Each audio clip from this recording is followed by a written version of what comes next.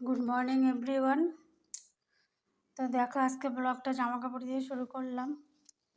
কত জামা কাপড় ভাঁজ করতে হবে। কালকে স্কুলে ছেলে ড্রামা করেছিল, তাই এই ড্রেসটা আর অনেক দিন পর রৌদ্র উঠেছে, তাই এতগুলো জামা কাপড় জমে গিয়েছে। তো এখন এগুলো ভাঁজ করব। চলো ভাঁজ করে নেই, কারেন্টটাও চলে গেল। ভাঁজ করে তারপরে আবার আসছি তোমাদের সাথে।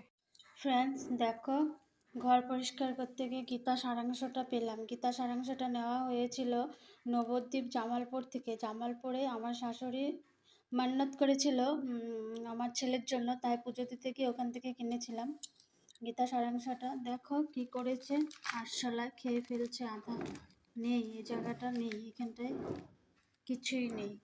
আমার শাশুড়ি তো মরে গিয়েছে, কিন্তু এটা রেখে গিয়েছে। শাশুড়ির জন্যই জামালপুরে যাওয়া হয়েছিল।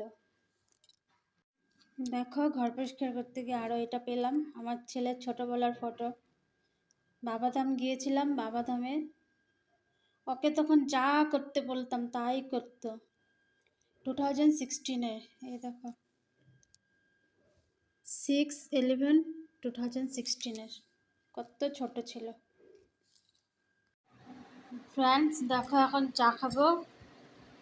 এখন বাজে হলো 6:30। এখন আমরা চা খাবো। আজকে অনেক গরম, তো চায়ের সাথে আছে হলো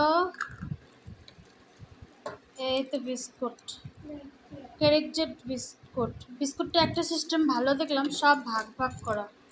এই দেখো এক ভাগ, এই যে সব ভাগ করা, দেখো সিস্টেমটা ভালো। তো ক্যারেকজেট বিস্কুট আর আছে হলো কাটা বিস্কুট।